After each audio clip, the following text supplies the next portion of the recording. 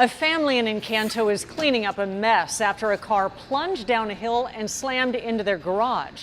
Well, the driver, just 13 years old. 10 News reporter Rachel Bianco is live. And Rachel, you spoke to that little girl who climbed behind the wheel. Kimberly, most parents can probably relate to this. The 13-year-old thought she was helping her mom out, but things did not go according to plan. She ended up crashing her mom's car through this fence right into the neighbor's side garage, and you can see they are still out here working on the repairs. My grandkids heard this loud boom. That loud boom was the impact of this BMW crashing through this fence right into Melvin Glover's garage. Not how he expected to start the holiday weekend. My grandson is so sort of timid. He thought he said, I'm going to pass out. I'm going to pass out.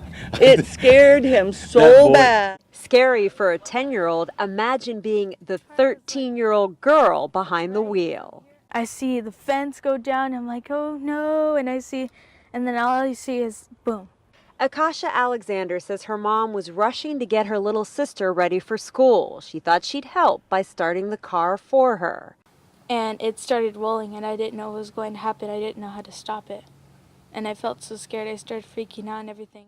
Akasha says her mom taught her how to start the car to help out when they're in a hurry. But this time, when she pulled the clutch, the car lunged down the steep hill. It felt kind of like a roller coaster for a second.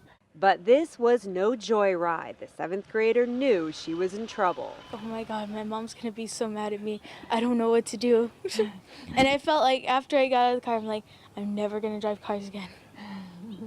I'd rather drive a scooter than a car. She still has a few years before she has to worry about driving. Right now, though, she just wants to make it up to her neighbor. I feel so sorry. I'm gonna try to bake something for him. Hopefully he likes red velvet cake. So I'm gonna bake that for him. And I hope he forgives me.